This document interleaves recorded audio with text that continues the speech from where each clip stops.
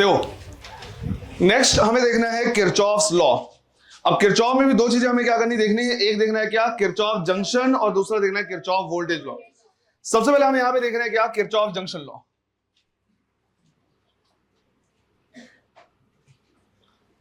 Kirchhoff's junction law,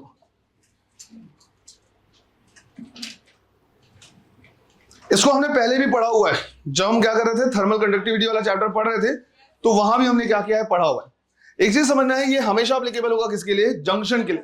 junction का मतलब होता है कोई ऐसा पॉइंट जहां पे दो से ज्यादा वहां पे डाइवर्सन हो, दो से ज्यादा स्ट्रीट हो या दो से ज्यादा रेजिस्टेंस लगे हो। जैसे तुमने नाम सुना होगा कि रेलवे स्टेशन और रेलवे जंक्शन। जंक्शन तब बोला जाएगा जब एटलीस्ट एक तरफ से ट्रेन है और दो तरफ जाए या तीन पर्टिकुलर डायरेक्शन हो। कभी भी आ रहा है एक तरफ से ट्रेन है दूसरी तरफ से चला गया, ये जंक्शन नहीं कहलाएगा। कम से कम इतना हो, तीन तरफ से आ रहा है चार तरफ जा रहा है अलग बात है, पर कम से कम ऐसा हो कि वहां पे तीन डाइवर्सन हो, तब वो कहलाएगा क्या, जंक्शन। यहां भी हम बात कर रहे हैं किसके, जंक्शन के लिए। तो पहले क्या करना है, डेफिनेशन लिख लेना है।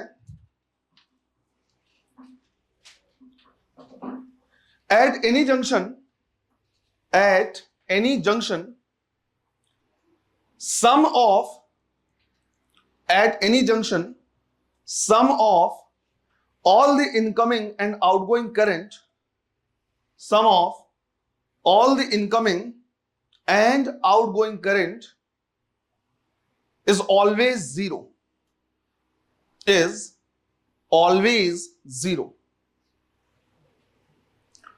क्या बोलना चाह रहा है वो देखते हैं। तो लेट्स अज्यूम कि यहां पे हमारे पास क्या है, एक इस तरह का जंक्शन है जिसमें हमने क्या किया, इस ऐसे ले लिया, कम से कम तीन तो लेना पड़ेगा। हमने कहा कि ये रेजिस्टेंस है R1, ये रेजिस्टेंस है R2 और ये रेजिस्टेंस है R3, तो ये कहलाएगा क्या, जंक्शन। अब इसमें ये बोल रहा है कि इसमें जितना भी करंट आ रहा है और जितना भी करंट जा रहा है, इन सबका पूरा का पूरा समेशन कितना होगा, जीरो होगा।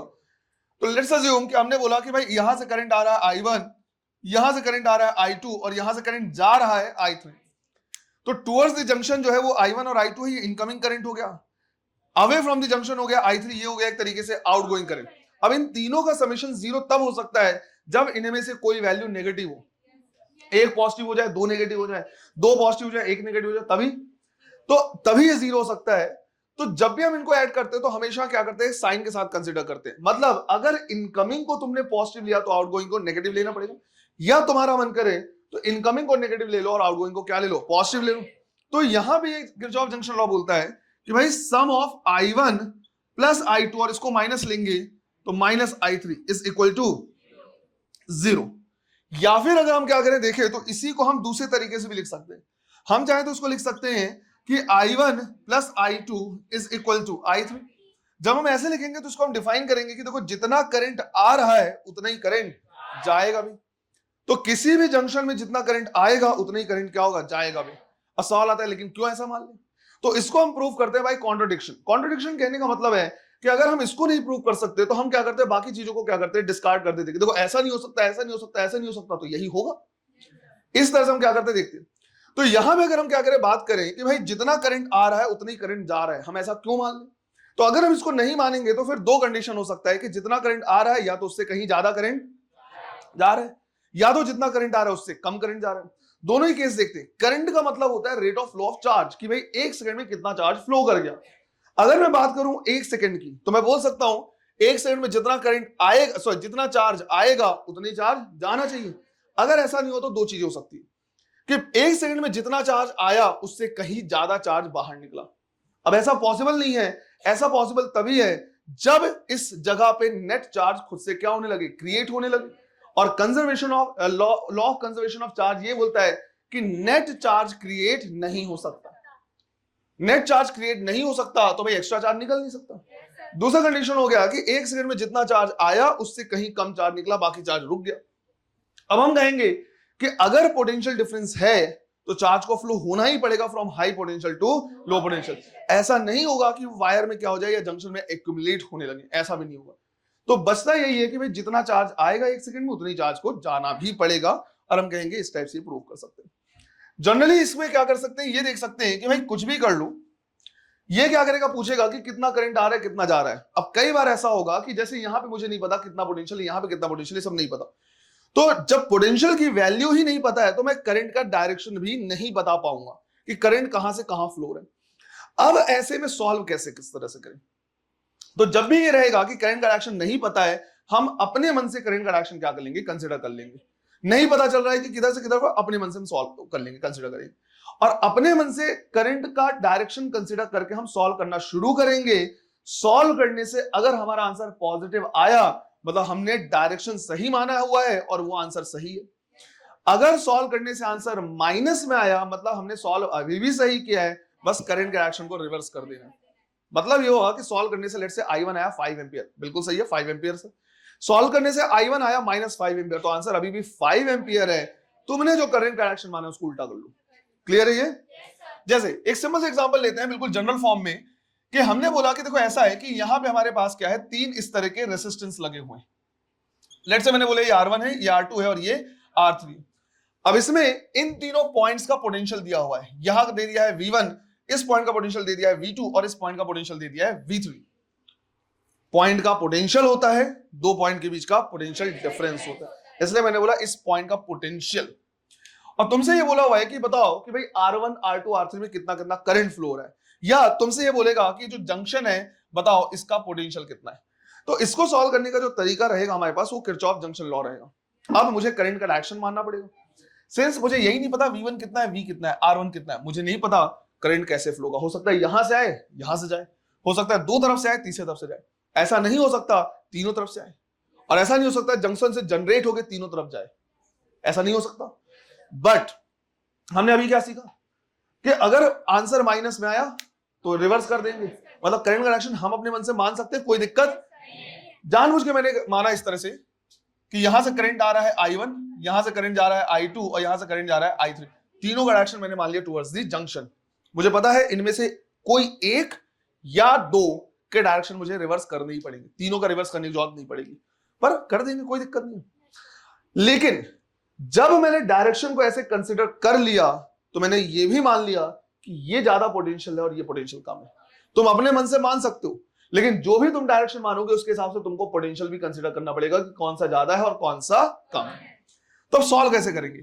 तो किरचॉफ जंक्शन लॉ के अकॉर्डिंग कि sum of all the current should be equal to 0, और सिंस मैंने तीनों का डायरेक्शन सेम माना है, मैं तीनों को पॉजिटिव लिख सकता हूं। फिर करंट लिखना है, तो ओम्स लॉ बोलता है जो करंट है वो potential difference divide by resistance के बराबर है। तो I1 हम लिखेंगे, I1 के अक्रॉस पोटेंशियल डिफरेंस कितना है, V1 माइनस V, या V minus V1, V1 minus V। क्यों? जैसे हमने डायरेक्शन डिसाइड किया वैसे हमने मान लिया V1 ज्यादा है, तो इसके लिए हम लिखेंगे V1 minus V divide by R1। I2 लिखेंगे V2 minus V divide by R2 and V3 minus V divide by R3 is equal to 0। मुझे निकालना है V की वैल्यू। अगर मुझे V की वैल्यू निकालनी है तो मैं सबको अलग कर दूंगा। अगर मैं सबको अलग अलग लिखूं तो मैं लिखूंगा V1 by R1 minus V by R1 plus V2 by R2 minus V by R2 plus V3 by R3 minus V by R3 is equal to 0। V1 by R1, V2 by R2, V3 by R3 को एक साथ रहने दिया, और पूरा minus V by R1 minus V by R2 minus V by R3 को दूसरे side, तो प्लस हो जाएगा और V कॉमन निकाल लेंगे। जब V को क्या करेंगे, कॉमन निकालेंगे, तो ब्रैकेट में क्या बचेगा, 1 by R1 plus 1 by R2 plus 1 by R3, और राइट हैंड साइड में क्या बचा है, V1 by R1, V2 by R2 plus V3 by R3। General form में सॉल्व करें इसलिए अजीब सा दिख सकता है, अदरवाइज नॉर्मल आंसर आ जाता है। यहां से मैं निकाल सकता हूं क्या, V। तो जब मैं V निकालूंगा तो वो गलती नहीं करना है कि इसको दूसरे साइड ले जाओ तो R1 plus R2 plus R3 कर दो, ये गलती नहीं करनी, ये पूरा ब्रैकेट नीचे जाएगा। तो हमें मिलेगा V1 by R1 plus V2 by R2 plus V3 by R3 whole divide by 1 by R1 plus 1 by R2 plus 1 by R3। तो जनरल फॉर्म में सॉल्व किया इसलिए अजीब सा दिख सकता है, नॉर्मली न्यूमेरिकल वैल्यू लेके सॉल्व करेंगे तो ऐसा अजीब सा आंसर नहीं आएगा, क्लियर आ जाएगा। लेट्स अज्यूम, लेट्स से कि न्यूमेरिकल वैल्यू जैसे मान लो कि भाई V1 दिया था 12 वोल्ट दिया हुआ है, ये दिया हुआ है 13 और ये दिया है मान लो 15 वोल्ट, लेट्स से ऐसे मान लिया। और जब हमने जंक्शन का पोटेंशियल निकाला तो जंक्शन का पोटेंशियल आया लेट्स से 14 वोल्ट। मान लिया कि जंक्शन का पोटेंशियल कितना आया, 14 वोल्ट। अब अगर जंक्शन का पोटेंशियल 14 वोल्ट आया है तो तुम खुद सोचो, V1 माइनस V जब करेंगे तो 12 माइनस क्या करेंगे, 14, तो 12 माइनस 14 करेंगे तो I1 क्या आ जाएगा, माइनस, तो हम उसके डायरेक्शन को क्या कर देंगे, रिवर्स कर देंगे। यहां देखें तो V2 माइनस V अगर करेंगे, V2 माइनस V तो 13 माइनस 14 करेंगे, आंसर माइनस में आएगा, इसको भी चेंज कर देंगे। इसको अगर देखें तो क्या आएगा 15 माइनस 14 पॉजिटिव आ रहा है, ऐसे रहने देंगे। तो इस तरह से हम क्या करते हैं आंसर निकालते हैं और बाद में यहां पे वैल्यू पुट करने से खुद या तो प्लस या तो माइनस वो आ जाएगा। क्लियर है ये? चलो इसको नोट करो, एक क्वेश्चन हम यहां पे क्या करने वाले, सॉल्व करने वाले, फिर आगे बढ़ेंगे।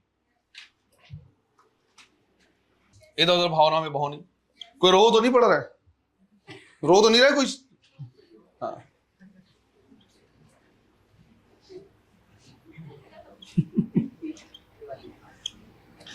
इस तरह का एक जंक्शन दिया हुआ है, लेट्स से ये 10 ओम है, ये 20 ओम है और ये 30 ओम है। इसी तरह से इस पॉइंट का पोटेंशियल दिया हुआ है 30 वोल्ट, इस पॉइंट का पोटेंशियल दिया है 12 वोल्ट और इस पॉइंट का पोटेंशियल दिया है 2 वोल्ट। क्वेश्चन ये पूछा है find the current in each resistance.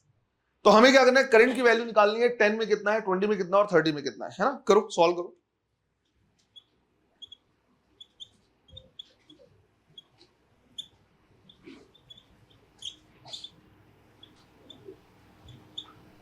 करो सॉल्व करो। सॉल्व करने का तरीका बिल्कुल वही रहेगा जो हमने अभी क्या क्या लिया है, वो जनरल फॉर्मेट में था, इसमें वैल्यूज गिवन है ना। जैसे हमें नहीं पता कि भाई यहां का पोटेंशियल कितना है, 30 से कम है, 30 से ज्यादा है, 12 से कम है, 12 से ज्यादा, ये नहीं पता। तो उससे ये भी हमें नहीं पता चलेगा कि एक्चुअल करंट का डायरेक्शन क्या होगा जब तक हम इसे सॉल्व नहीं करेंगे। तो हमने रैंडमली अपने मन से क्या किया, करंट का डायरेक्शन मान लिया कि लेट से तीनों में जो करंट का डायरेक्शन है वो ऐसा है, टुवर्ड्स द जंक्शन है। फिलहाल हमने ऐसा मान लिया। ऐसा करने से होता ही है कि सबको हम पॉजिटिव लिख सकते हैं। अब तीनों में करंट का डायरेक्शन हमने क्या किया, टुवर्ड्स द जंक्शन माना है, तो हम लिखेंगे I1 plus I2 plus I3 is equal to 0। अब अगर हम इसे लेंगे कि पहले हमें निकालना पड़ेगा कि जंक्शन का पोटेंशियल कितना है, लेट्स से हमने अज्यूम कर लिया कितना V, और V की वैल्यू हम निकालेंगे। और सिंस हमने करंट का डायरेक्शन डिफाइन कर दिया है, हम बोलेंगे कि ये ज्यादा पोटेंशियल होना चाहिए, ये कम होना चाहिए। तो I1 लिखेंगे हम क्या, 30 माइनस V डिवाइड बाई 10। फिर I2 लिखेंगे 12 माइनस V डिवाइड बाई 20, तो 12 माइनस V डिवाइड बाई 20। और इसी तरह से I3 लिखेंगे 2 minus V divide by 30 is equal to 0। इनमें से V वाले टर्म को अलग रख लेना है और बाकी टर्म को अलग। तो एक आएगा 30 बाई 10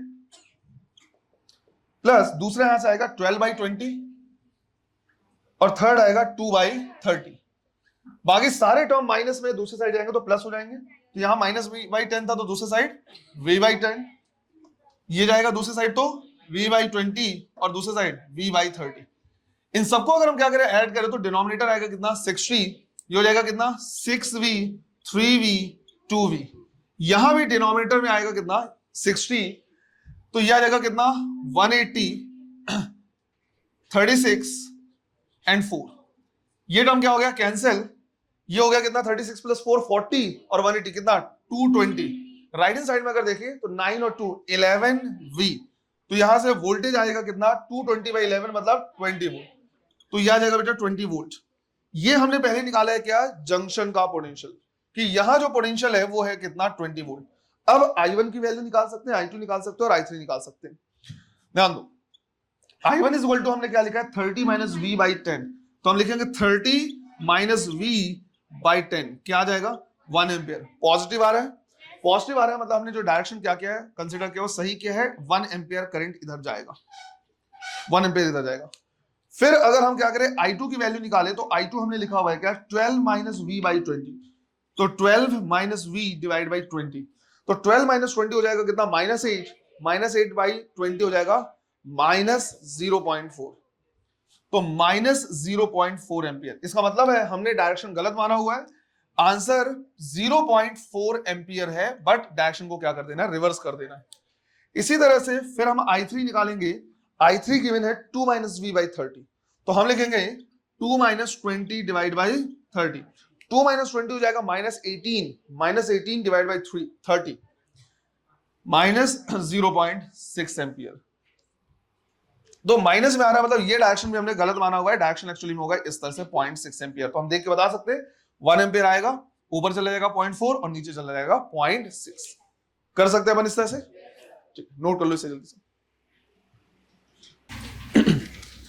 देखो जहां पे किरचॉफ जंक्शन लॉ तुमने क्या किया लिखा है, वहां पे इस पॉइंट का भी क्या करना ध्यान रखना, थ्योरेटिकल क्वेश्चन पूछ सकता है कि किरचॉफ जंक्शन लॉ किस पे बेस्ड है।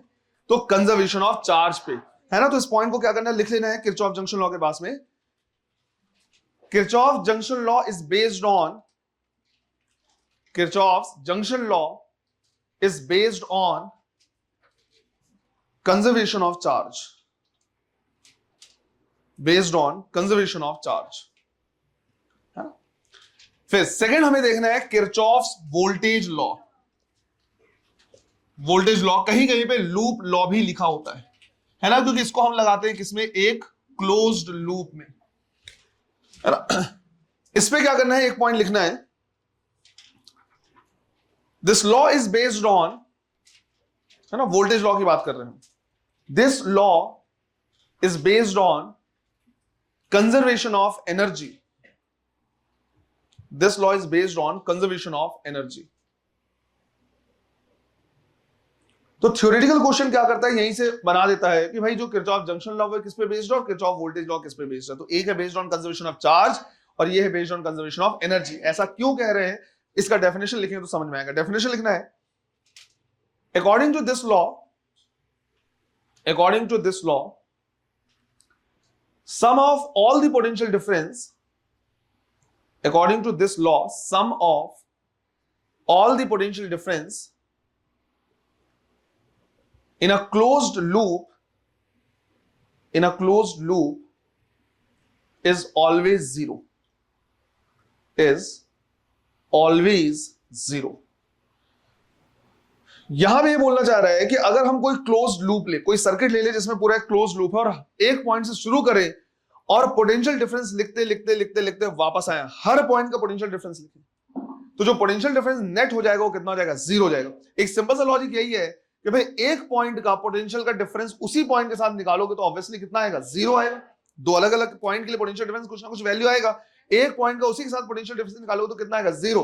दूसरा ये भी है कि अगर पोटेंशियल डिफरेंस जीरो नहीं हुआ, इसका मतलब यह हुआ कि अगर हमारे पास मान लो इस तरह का कोई क्या दिया है, सर्किट दिया हुआ है,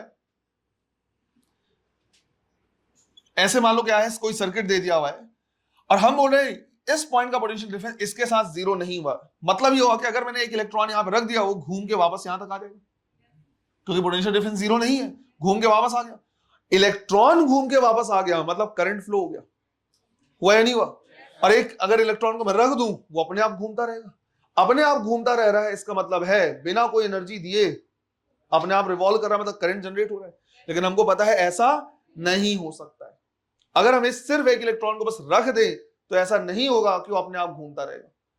अगर घुमाना है तो बैटरी लगानी पड़ेगी, बिना बैटरी के, बैटरी नहीं है किसी पॉइंट के साथ, उसका पोटेंशियल डिफरेंस जीरो नहीं है, वहां पे हम इलेक्ट्रॉन रख दें वो अपने आप घूमता रह रहा है बार बार, ऐसा पॉसिबल नहीं है, सीधी सी बात है।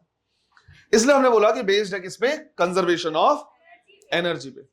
अब हमें क्या करना है, देखना है इस चीज का ध्यान रखना, यहां पे साइन कन्वेंशन भी हमें क्या करना होगा, यूज करना होगा। तो साइन कन्वेंशन यूज करना होगा तो थोड़ा सा क्या करना है, इस पे केयरफुल रहना है, कैसे यूज करना है वो हमको क्या करना है, सीखना है। तो लेट से कभी इस तरह का सर्किट दे दिया कि हम प्रॉपर तरीके से ये नहीं बता पा रहे हैं कि भाई ये जो है आपस में कैसे लगे हुए, किस टाइप का लगा हुआ है। हो सकता है इसका इतना ज्यादा पोटेंशियल हो कि वो करंट को ऐसे डिवाइड कर दे तो ये पैरेलल में आ रहा है, हो सकता है पोटेंशियल इतना ज्यादा है कि दोनों में ऐसे क्या कर दें, डिवाइड करे तो ये दोनों पैरेलल हो गए, ये उसके साथ सीरीज। पर डिपेंड करेगा कि करंट कहां से डिवाइड हो रहे हैं, जिस पॉइंट से करंट डिवाइड हो जाएंगे वो पैरेलल हो जाएगा और जहां पे करंट डिवाइड नहीं होगा वो सीरीज बोल सकते हैं, है ना। कहने का मतलब है यहां से पूरा करंट आया, इन दोनों में डिवाइड हुआ, फिर वापस मिलकर इसमें चला गया, तो ये दोनों पैरेलल हो गए पर इनका कॉम्बिनेशन इसके साथ सीरीज है। उल्टा भी हो सकता है, यहां से करंट निकला, इन दोनों में डिवाइड हो गया, तो ये दोनों पैरेलल हो गए और ये घूम के आया इसमें चला गया, तो ये कॉम्बिनेशन के साथ सीरीज हो गया। तो कभी कभी हमें पता नहीं चलता है कि कॉम्बिनेशन किस तरह का है, वो डिपेंड करता है रेसिस्टेंस और जो यहाँ पे बैटरीज लगी हैं इनकी वैल्यू पे। पर फिर भी हो सकता है निकालने के लिए बोलते हैं कि ये निकालो कि भाई इसमें कितना करंट, इसमें कितना करंट, इसमें कितना करंट, ऐसे बोल सकता है। तो अब सॉल्व कैसे करना है ये हमको क्या करना समझना है। लेट्स से मैंने बोला कि ये रेजिस्टेंस है R1, ये है E1, ये है R2, ये है R3 और ये क्या है E2। मुझे ये पता करना है कि तीनों में कितने कितने करंट फ्लो रहे हैं। सबसे पहला काम करना है, सबसे पहले काम करना है, चेक कर लेना है E1 और E2 में वैल्यू किसकी ज्यादा है।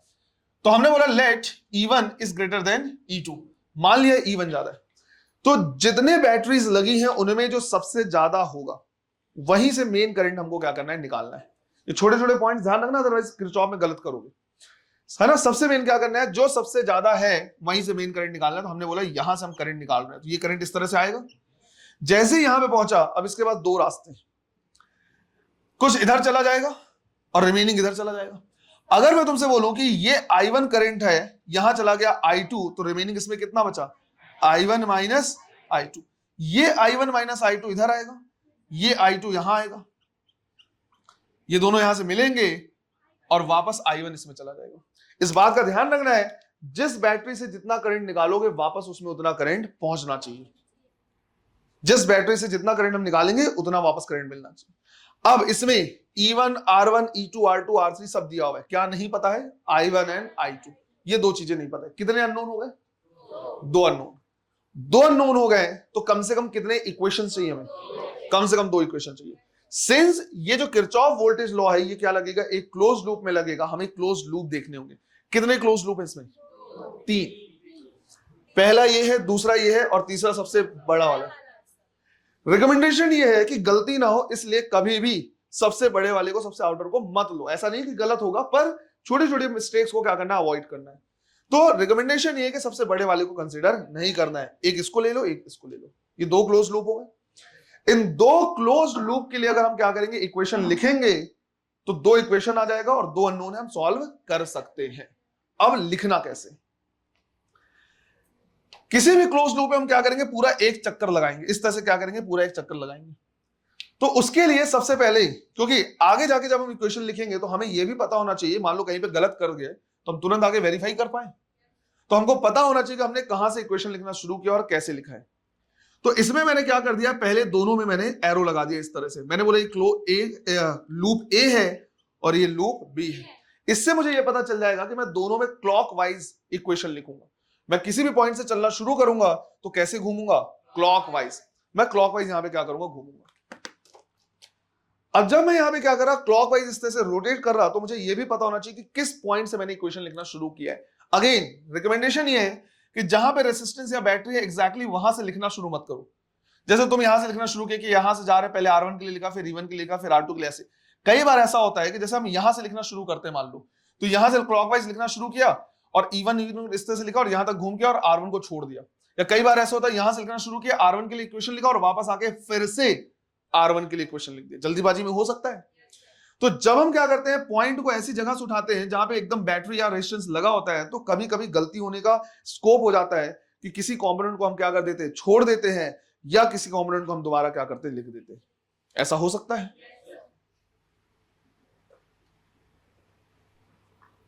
ऐसा हो सकता है। तो हमेशा पॉइंट को क्या करना है, ऐसी जगह लिखना है, इस तरह से लिखना है जहां पे कुछ भी ना लगा हो। तो मैंने यहां पे क्या कर दिया, ऐसे डैश लगा दिया कि इस पॉइंट से मैं इक्वेशन लिखना शुरू करूंगा और घूम फिर के वापस यहां तक लिखूंगा। इसी तरह से सेकंड में भी मैंने यहां पे डैश लगा दिया। राइट, ये मेरा क्या है, तरीका है कि हम क्या वेरीफाई कर पाए कि हाँ भाई हमने कोई गलती तो नहीं कर दी, और गलती कर ले तो हम वापस से चेक कर पाए। इसलिए मैंने दोनों में प्रॉपर लगा दिया कि ये लूप नंबर ए है, ये लूप नंबर बी है, ए है बी है, क्लॉकवाइज में लिखना शुरू करूंगा, इस पॉइंट से लिखना शुरू करूंगा। अब साइन कन्वेंशन आता है, साइन कन्वेंशन का ध्यान रखना है। देखो साइन कन्वेंशन जो एनसीईआरटी में दिया हुआ है, राइट, एनसीईआरटी में दिया है, वो ये दिया हुआ है कि अगर हम सेम डायरेक्शन में जा रहे हैं करंट की, है हम ऐसे लिख रहे हैं और करंट भी उसी डायरेक्शन में जा रहा है, तो in same direction of current उसको लिया हुआ है नेगेटिव, उसको लेता है नेगेटिव, राइट। और इसी तरह से अगर कहीं पे पोटेंशियल ड्रॉप हो रहा है तो उसको भी क्या होता है, नेगेटिव लेता है। क्या मतलब होता है मैं भी समझा दूंगा। तो या तो तुम इसको यूज करो, राइट, या तो इसको यूज करो या फिर दूसरा तरीका यूज करो। अब क्या मतलब हुआ सेम डायरेक्शन ऑफ करंट, जैसे मान लो मैं यहां से लिखते लिखते लिखते लिखते गया, पहले मुझे मिला R1, देखो ध्यान से, मैं ऐसे जा रहा, मुझे सबसे पहले कौन मिला, R1। मुझे पता है R1 जो रेजिस्टेंस है वो कुछ ना कुछ पोटेंशियल क्या करेगा, यूज करेगा। मैं ऐसे जा रहा पर उसमें करंट अपोजिट डायरेक्शन में कितना जा रहा है, I1, तो इसके लिए पोटेंशियल कितना हो जाएगा, I1 R1। बट मैं जैसे जा रहा हूं और करंट अपोजिट डायरेक्शन में, तो अपोजिट डायरेक्शन को क्या लिख देगा, प्लस लिख देगा एनसीईआरटी के हिसाब से, क्योंकि सेम डायरेक्शन को नेगेटिव माना है तो अपोजिट डायरेक्शन क्या मानेगा, पॉजिटिव। तो ये क्या कर देंगे, पॉजिटिव लिख देंगे, प्लस I1 R1 ऐसा लिख देता है। दूसरा लिखा है पोटेंशियल ड्रॉप, जब हम किसी बैटरी को क्या करते देखते हैं, मान लो यहां पे एक बैटरी ऐसे लिखा हुआ है, तो हम कहते हैं कि बैटरी का ये क्या है, हाई पोटेंशियल, और ये क्या है, लो पोटेंशियल। अगर हम ऐसे जा रहे हैं, बैटरी ऐसे लगी, हम ऐसे जा रहे हैं, तो पहले हमको क्या मिला, हाई, फिर क्या मिला, लो, तो हम कह रहे हैं पोटेंशियल ड्रॉप। तो हमारे लिए ये हो जाएगा पोटेंशियल ड्रॉप। लेकिन अगर हम ऐसे जा रहे हैं तो पहले हमें मिला लो पोटेंशियल, फिर मिला, हम इसको बोल दे रहे हैं पोटेंशियल राइज हो रहा है। ये क्या हो रहा है, पोटेंशियल राइज। अब एनसीईआरटी में ये बोला हुआ है कि अगर कहीं पे पोटेंशियल ड्रॉप हो रहा है तो उसको नेगेटिव लेना है। मतलब अगर हम ऐसे गए तो पहले हाई मिला फिर लो मिला, उसको क्या लिखना है, पॉजिटिव, सॉरी नेगेटिव लिखना, उसको नेगेटिव लिख देना। मतलब अगर हम अपोजिट जाते और पोटेंशियल राइज होता तो उसको क्या लिख देते हैं, पॉजिटिव। तो तुम चाहो तो इसको यूज कर सकते हो, या तुम चाहो तो सीधा सीधा जो मैं यूज करता हूं वो यूज कर सकते हो। तो मैं उल्टा ही, इसका एग्जैक्टली उल्टा यूज करता हूं। गड़बड़ कहीं नहीं है, कुछ भी नहीं है। पूरे इक्वेशन को माइनस से मल्टीप्लाई करोगे तो पूरा अपोजिट हो जाएगा, पूरा ही इक्वेशन अपोजिट हो जाएगा। तो इसमें या फिर एससी वर्मा में जो दिया वो, उसमें जस्ट उल्टा दिया हुआ है। क्या उल्टा दिया हुआ है कि अगर हम सेम डायरेक्शन जा रहे हैं, in same direction of current, तो उसको क्या ले ले। क्यों मैंने इसको चूज किया, क्योंकि ज्यादा लॉजिकल लगता है कि हम जिस डायरेक्शन में जा रहे हैं उसी डायरेक्शन में करंट फ्लो रहा है, उसको क्या लिख दो, पॉजिटिव लिख दो। मुझे ज्यादा लॉजिकल ये लगता है, सिंपल इसलिए। तो अगर मैंने potential same direction of current को पॉजिटिव लिया है, तो फिर अगर कहीं पे पोटेंशियल ड्रॉप हो रहा है तो उसे भी मैं क्या लिखूंगा, पॉजिटिव। कभी ये नहीं करना है कि करंट के लिए तुमने इसका ले लिया और पोटेंशियल के लिए इसका ले लिया, इनको मिक्स नहीं करना है। या तो पूरा इसको फॉलो करो या तो फिर पूरा इसको फॉलो, क्योंकि दोनों में कोई डिफरेंस नहीं है। इस इक्वेशन को माइनस से मल्टीप्लाई कर दोगे वो आ जाएगा। बात आई समझ में? तो अगर मेरे हिसाब से तुम क्या करोगे, इक्वेशन लिखोगे तो सेम डायरेक्शन ऑफ करंट में हम जाएंगे तो उसको पॉजिटिव लेंगे, और अपोजिट डायरेक्शन ऑफ करंट जाएंगे तो नेगेटिव लेंगे। कहीं पे अगर पोटेंशियल ड्रॉप हो रहा है तो उसको पॉजिटिव लिखेंगे, और अपोजिट राइज हो रहा है तो नेगेटिव लिखेंगे। सिंपल सा, जैसा भी तुम चाहो वैसा यूज कर सकते हो। मेरे हिसाब से मेरे को ज्यादा लॉजिकल लगता है, मैं वैसे यूज करता हूं। जिस डायरेक्शन में मैं जा रहा हूं उसी डायरेक्शन में करंट फ्लो रहा है, लिख दिया पॉजिटिव, और पोटेंशियल ड्रॉप पॉजिटिव, पीडीपी याद रखता है, पोटेंशियल ड्रॉप है तो पॉजिटिव लिख दिया। अब लिखना कैसे, तो इस हिसाब से हम साइन का कन्वेंशन क्या कर रहे हैं, ले रहे हैं। दोनों में कोई अंतर नहीं है, दोनों ही बता दिया, आपस में मिक्स नहीं करना। या तो पूरा इसको यूज करो या तो पूरा इसको यूज करो। दो इक्वेशन, दो हमारे पास लूप है। सबसे पहले मैं लिख रहा लूप ए के लिए। मैंने यहां पे सारी कोशिश की है कि अगर मेरा इक्वेशन या सॉल्व करने पे कहीं पे गलती हो तो मैं वेरीफाई कर लूं। तो मैंने हर चीज यहां पे लगाया हुआ है कि डायरेक्शन लगाया हुआ है, कहां पे कितना करंट फ्लो रहा है वो है ना। मैंने एरो लगा दिया कि मैं क्लॉकवाइज दोनों में लिखने वाला हूं। तुम चाहो तो एंटी क्लॉकवाइज लिखो, कोई फर्क नहीं पड़ता, कोई भी फर्क नहीं पड़ता। और मैंने दोनों में टिक लगा रखा है कि मैं किस पॉइंट से लिखना शुरू करूं और घूम करके मैं वहीं को वापस आऊं। मैंने इस पॉइंट का भी ध्यान रखा है कि अगर कहीं पे ज्यादा पोटेंशियल वाला बैटरी लगा हुआ है तो हम मेन करंट वहीं से निकाले, भले बाद में कैसा भी आंसर आएगा तो अपन उसको देख लेंगे, क्योंकि प्लस आया तो ठीक है, माइनस आया तो अपोजिट कर देंगे, है ना। और मैंने इस पॉइंट का भी ध्यान रखा है कि हम स्मॉलर लूप को क्या करें ले, ताकि छोटी मोटी गलतियां ना हो। ठीक, अब हम यहां से लिखना शुरू कर रहे हैं। कैसे घूम रहे हैं हम, क्लॉकवाइज। क्लॉकवाइज घूमते घूमते यहां से जब शुरू करेंगे, करंट के डायरेक्शन में नहीं जाना है। तो लूप में जो डायरेक्शन लगा है वो सबसे पहले मिला हमें R1, करंट कितना है I1, कितना पोटेंशियल कंज्यूम करेगा I1 R1। हम जा रहे हैं ऐसे करंट अपोजिट डायरेक्शन में माइनस, तो हम लिखेंगे माइनस I1 R1, लिख लिया। आगे पहुंचे, आगे मिला बैटरी, पोटेंशियल क्या हो रहा है, ड्रॉप हो रहा है, कितना है E1, क्या लिखेंगे प्लस, तो हम लिखेंगे प्लस E1। फिर यहां से घूमते घूमते घूमते पहुंचे किस पे, R2 पे। हम जा रहे हैं ऐसे, R2 का करंट जा रहा है ऐसे, क्या लिखेंगे माइनस, कितना I2 R2, तो हम लिखेंगे माइनस I2 R2। फिर पहुंचे, पोटेंशियल क्या हो रहा है, राइज हो रहा है, तो क्या लिखेंगे minus E2 is equal to 0। Sum of all the potential difference in a loop is always equal to 0। ये पहला इक्वेशन आ गया, है ना। क्या क्या अननोन है, I1 और I2, दो अननोन है तो एक और इक्वेशन चाहिए। अगला इक्वेशन हम लिखेंगे कहां से, सेकंड लूप से, लूप बी से। तीन अननोन हो जाएगा तो तीन इक्वेशन लिखना पड़ेगा, पर हालांकि उसका पूछेगा नहीं तुमसे क्वेश्चन। फिर इसमें भी मैंने क्लॉकवाइज ही बना रखा है, तुम चाहो तो एंटी क्लॉकवाइज भी लिख सकते हो, कोई दिक्कत नहीं। यहां से लिखना शुरू करेंगे, यहां से गए, सबसे पहले मिला E2, राइट। इसमें ऐसे घूमना है, क्या हो रहा है, पोटेंशियल ड्रॉप, क्या लिखेंगे प्लस, तो हमने लिखा E2। फिर आगे गए, मिला R2, है ना। हम जिस डायरेक्शन में जा रहे हैं करंट भी सेम डायरेक्शन में जा रहे हैं, I2 R2, और किसमें, प्लस में, तो प्लस I2 R2। फिर घूमते घूमते घूमते इसमें आए, है ना, ऐसे घूमते आता है आना हमें, तो R3, और करंट कितना फ्लो रहा है I1 माइनस I2, है ना। हम अपोजिट डायरेक्शन में जा रहे हैं, तो क्या लिखेंगे माइनस, हम लिखेंगे minus I1 minus I2 into R3, फिर घूमते घूमते जहां पे टिक लगाया वहां तक पहुंच गए, तो इक्वल टू 0। ये हो गया इक्वेशन नंबर 2। दो इक्वेशन है, दो अननोन है, फिजिक्स का काम यहां से खत्म, मैथ्स शुरू। इन केस सॉल्व करने पे आंसर नहीं आ रहा है या गलत आ रहा है तो हम तुरंत वेरीफाई कर सकते हैं कि हमने ये जो लिखा है ना इक्वेशन कैसे लिखा है, किस बेसिस पे। हम देख लेंगे लूप ए है, क्लॉकवाइज घूमा है यहां से, अगर कुछ भी टिक नहीं लगाओगे बस रैंडम लिख लोगे तो समझ ही नहीं आएगा कि क्लॉकवाइज लिखा था, एंटी क्लॉकवाइज लिखा था, किस लूप में लिखा है। तो ये छोटे छोटे पॉइंट्स का क्या करना है, ध्यान रखना है। क्लियर है? ये क्वेश्चन अभी प्रैक्टिस करेंगे तो समझ में आ जाएगा, है ना। अगर तुमको इसमें प्रैक्टिस है, क्योंकि 11th 12th जनरली हम पढ़ते तो ऐसी साइन कन्वेंशन यूज करते हैं, प्रैक्टिस है तुम ऐसा लिखो, कोई दिक्कत नहीं। देख लो जस्ट इसको पूरे इक्वेशन को मैं माइनस से मल्टीप्लाई कर दूं, कोई फर्क पड़ना है क्या? नहीं, इक्वेशन में कोई चीज, क्योंकि माइनस और माइनस दोनों साइड मल्टीप्लाई हुआ, बस पूरा साइन क्या हो जाएगा, चेंज हो जाएगा। क्लियर है? ये हम यहाँ पे क्या कर रहे हैं, इसे यूज कर रहे हैं। चलो नोट करो इसे।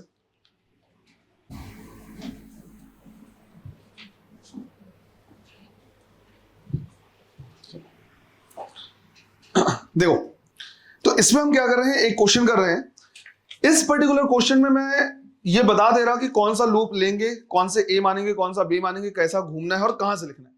इससे होगा ये कि पूरी क्लास का जो इक्वेशन बनेगा वो सेम बनेगा। तो इन केस किसी का इक्वेशन गलत हो गया तो वो तुरंत वेरीफाई कर सकता है कि किस पॉइंट पे गलत हुआ है। अगले क्वेश्चन को तुम अपने हिसाब से सॉल्व करो, तुमको जस्ट जो लूप लेना है तुम वो लूप लो, जिस डायरेक्शन को तुमने करंट मानना है तुम अपने से मानो, और जैसा तुमको घूमना है, जैसा लिखना है, जहां से लिखना है वैसा लिखो। बट उससे दिक्कत ये होगी कि सबका जो इक्वेशन बनेगा वो अलग अलग बनेगा। भाई मान लो किसी ने ऐसे माना हुआ है तो प्लस आएगा, कोई ऐसा माना तो आई माइनस आएगा। किसी ने ऐसे करंट I1 निकाला हुआ है, किसी ने I निकाला, इधर पे I1 माना हुआ है, किसी ने इसको I1 माना, इसको I माइनस I1 माना है, इसको I मानेगा, इसको I माइनस I1, तो अलग अलग तरीके से होंगे। समझ में आ रहा है ये? तो अगर तुम अपने से सॉल्व करोगे तो सबका इक्वेशन अलग अलग टाइप का बनेगा, पर आंसर सबका क्या आएगा, सेम ही आएगा। इस क्वेश्चन में मैं बता दे रहा कि कहां से लिखना, ताकि हम अगर गलत हुआ किसी का तो वेरीफाई कर ले। क्लियर? ये क्वेश्चन हमारे पास इस तरह से है,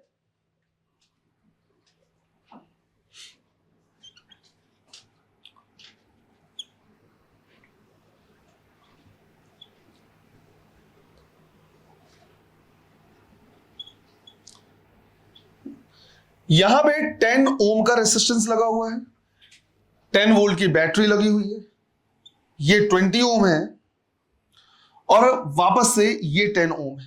जो बैटरी है ये है 30 वोल्ट। क्वेश्चन वही है कि तीनों रेसिस्टेंस हमको क्या करना है, करंट फाइंड आउट करना है कि कितने कितना कितना करंट फ्लो हो रहा है। तो लेट से हमने ये बोल दिया कि भाई ये क्या है, R1 है, ये R2 है, और ये क्या है, R3 है। क्वेश्चन है find the current through R1, R2 and R3। ये नहीं बोलेगा I1, I2, I3, लिखा ही नहीं है कुछ भी, पर ये बोल सकता है तुम अपने हिसाब से जो भी मानो, बस ये बताओ कि इसमें कितना करंट, इसमें कितना करंट, इसमें कितना करंट। तो अब यहां से मैंने देखा कि यार ये 10 वोल्ट की बैटरी लगी है, 30 वोल्ट की बैटरी, मैंने मेन बोला कि भाई यहां से करंट निकाल रहा है, लेट से कितना I, ऊपर चला गया कितना I1, तो रिमेनिंग इधर कितना बचा, I माइनस I1। यही I1 करंट इस तरह से क्या होगा, फ्लो होता हुआ आएगा, और इधर से ये I माइनस I1 आएगा, दोनों मिलेंगे, वापस से करंट I इसमें इंटर कर जाएगा। तो ये डायरेक्शन बता दिया। साथ ही में बोला कि दोनों में कैसे लिखो, क्लॉकवाइज ही लिखो। ये लूप ए ले लो और इसे ले लो लूप बी। कहां से लिखना शुरू करना है, तो यहां पे एक टिक लगा दिया कि यहां से लिखना शुरू करना है, इसमें यहां से लिखना शुरू करना है। क्लियर है? तो अब सबके लिए क्या होगा, सेम होगा। अगले क्वेश्चन में है कि तुम अपने मन से मानो, तो हो सकता है कोई इसको I1 माने, कोई बोले इधर I1 चला गया, I2 चला गया, इधर I1 माइनस I2, अपने हिसाब से देख सकते हो। अगले क्वेश्चन में इसमें लिखो और ये बताओ कि R1 में कितना करंट फ्लो रहा है, R2 में कितना करंट फ्लो रहा है, और R3 में कितना करंट फ्लो रहा है। चलो करो सॉल्व। 10 ओम में जा रहा है, मतलब R3 में जो जा रहा है वो I जा रहा है, और I की वैल्यू अगर तुमने सही सॉल्व किया होगा तो 7/5 या 1.4 एम्पियर ये आ रहा होगा। इसके बाद जो R2 में जा रहा है वो बचा होगा 4/5, राइट, और जो सबसे ऊपर में जाएगा या 0.8, और सबसे ऊपर में जाएगा वो 3/5 या फिर 0.6 ये आएगा। अब जिनके नहीं आ रहे हैं वो क्या करना है, चेक करना है, क्योंकि सिंस यहाँ पे हम सबने क्या किया, एक ही टाइप का बोलिए, और इक्वेशन भी सबका क्या बनेगा, सेम बनेगा। तो सबसे पहले हम यहाँ पे क्या कर रहे हैं, इक्वेशन लिख रहे हैं किसके लिए, लूप ए के लिए, है ना, लूप ए के लिए। अब लूप ए में यहां से लिखना शुरू कर रहे हैं, हम ऐसे जा रहे हैं, करंट भी ऐसे जा रहा है, इसमें कितना जा रहा है, I1, तो सेम डायरेक्शन में जा रहे हैं, क्या लिखेंगे, पॉजिटिव, तो क्या लिखेंगे 10I1, 10I1 लिख दिया। फिर इस पे क्या पोटेंशियल क्या हुआ, ड्रॉप हुआ, क्या लिखेंगे, +10। फिर घूमते गए इसमें अपोजिट डायरेक्शन में, कितना करंट है I माइनस I1 और रेजिस्टेंस कितना है 20, तो क्या लिखेंगे -20 I minus I1 is equal to 0। जितना इसको सिंप्लीफाई कर पाओ उतना बेटर है। पूरे इक्वेशन को अगर मैं 10 से डिवाइड कर दूं तो यहां पे क्या बचेगा I1 plus 1 minus 2 bracket open कर सकते हैं, I माइनस I1 पहले लिख के 0 कर लो, फिर I और उसके ब्रैकेट ओपन कर लो, है ना। तो -2 हो जाएगा I और ये हो जाएगा प्लस, तो हमारे पास बचा I1 plus 1 minus 2I plus 2I1 is equal to 0। और फर्दर अगर देखिए तो 2I1 प्लस I1 कितना 3I1 minus 2I is equal to -1। ये क्वेश्चन नंबर 1 हो गया। क्लियर है यार। फिर हम लिख रहे हैं किसके लिए, लूप बी के लिए। लूप बी में भी यहां से लिखना शुरू कर रहे हो, क्लॉकवाइज घूम रहे हैं, सबसे पहले मिला ये 20, तो पॉजिटिव लिखेंगे। हम लिखेंगे कितना 20I माइनस I1, फर्दर घूमते घूमते गए इसके लिए 10I पॉजिटिव लिखेंगे, तो हमने लिखा प्लस 10I, फिर पोटेंशियल क्या हो रहा है, राइज हो रहा है, -30 इज इक्वल टू 0। पूरे इक्वेशन को 10 से डिवाइड कर दो, तो यहां पे 2 बचेगा, यहां पे 1 बचेगा, यहां पे 3 बचेगा, ब्रैकेट ओपन करेंगे तो 2I minus 2I1 plus I minus 3 is equal to 0। यहां पे क्या बचा 2I और I कितना 3I, तो हो गया -2I1 प्लस 3I और -3 उधर जाएगा तो क्या 3 इज इक्वल टू 3। ये क्वेश्चन नंबर 2। अब 2 इक्वेशन है, 2 अननोन है, ये सॉल्व करना आना चाहिए हमको, राइट। अगर हम क्या करें देखें तो इसको एक काम कर सकते हैं, इस इक्वेशन को मल्टीप्लाई कर दिया हमने 2 से और इसको मल्टीप्लाई कर दिया 3 से, है ना, क्योंकि अगर मुझे इसे हटाना है तो इसको मैं 2 से मल्टीप्लाई करूं तो 6 हो जाएगा और इसको 3 से मल्टीप्लाई करें ये भी 6 हो जाएगा। तो इक्वेशन नंबर 1 हो जाएगा हमारे पास कितना 6I1 minus 4I is equal to -2, है ना। लेट्स से इक्वेशन नंबर 3 बोल दिया, इसको मल्टीप्लाई कर दिया हमने 3 से, तो क्या हो जाएगा -6I1 plus 9I is equal to 9। ये हो गया इक्वेशन नंबर 4। दोनों को ऐड कर दें, दोनों को ऐड करेंगे तो ये क्या हो जाएगा कैंसिल, 9I माइनस 4I कितना हो जाएगा 5I, और राइट हैंड साइड 9 माइनस 2 कितना हो जाएगा 7, तो I की वैल्यू आ जाएगी 7/5 एम्पियर। पॉजिटिव आ रहा है, इसका मतलब हमने क्या किया सही कंसिडर किया। क्लियर है ये। अब I की वैल्यू आ गई 7/5, कहीं भी पुट कर दो किसी भी इक्वेशन में उठा के I1 आ जाएगा। तो जब तुम I1 निकालोगे तो I1 की जो वैल्यू आनी चाहिए इसके लिए वो आएगा कितना 3/5, है ना। सॉल्व करके देखना, ये आना चाहिए 3/5 एम्पियर, और पॉजिटिव आएगा, सेम डायरेक्शन में जा रहा होगा। फिर बचा क्या इसमें R2 में कितना जा रहा है I माइनस I1, तो I माइनस I1 जब निकालोगे तो 7/5 माइनस 3/5 कितना आ जाएगा 4/5। तो हमें जो फाइनल आंसर देना है, उनको नहीं पता I1 का मतलब, I का मतलब, I2 का मतलब, ये सब कि तुमने कहां क्या कंसिडर किया है। फाइनल जो तुमको क्या करना है आंसर देना है वो इस तरह से देना है कि भैया R1 में कितना करंट, R2 में कितना करंट और R3 में कितना करंट। उसके हिसाब से तुम ये बोलोगे कि R1 में I1 जा रहा है और I1 की वैल्यू कितनी है 3/5 एम्पियर, R2 में I माइनस I1 जा रहा है तो ये कितना 4/5 और इसमें 7/5, यहां से 7/5 आया, इसमें 4/5, इसमें 3/5, वापस मिलके ऐसे, और सारे पॉजिटिव आ रहे हैं, मतलब हमने क्या किया सही माना हुआ है। नेगेटिव आता तो भी आंसर वही होता, बस डायरेक्शन क्या कर देते उल्टा। क्लियर है ये। चलो अगला क्वेश्चन दे रहा, उसको अपने मन से सॉल्व करो, ठीक है। इक्वेशन सबका अलग अलग आ सकता है पर आंसर सबका सेम आएगा। जल्दी से इसे नोट करो पहले। सेकंड क्वेश्चन हमारे पास इसी तरह का,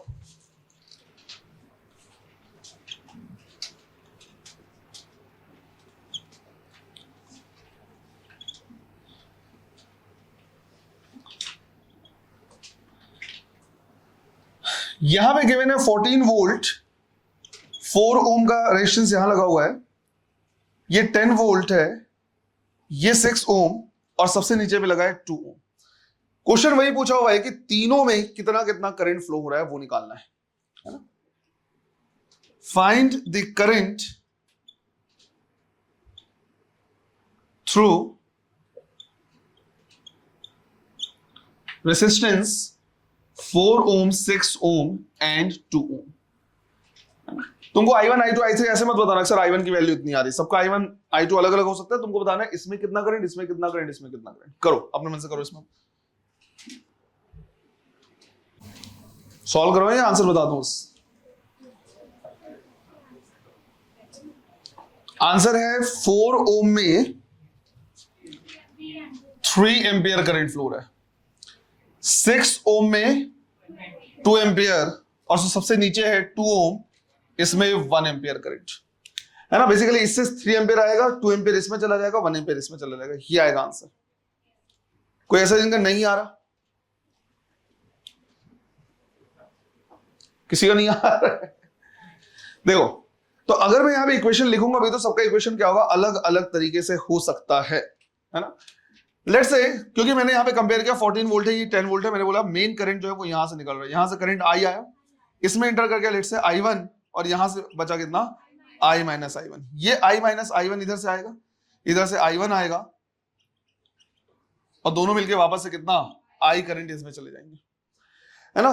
अब हो सकता है किसी ने क्लॉकवाइज लिखा, हो सकता है किसी ने एंटी क्लॉकवाइज लिखा, डजंट मैटर।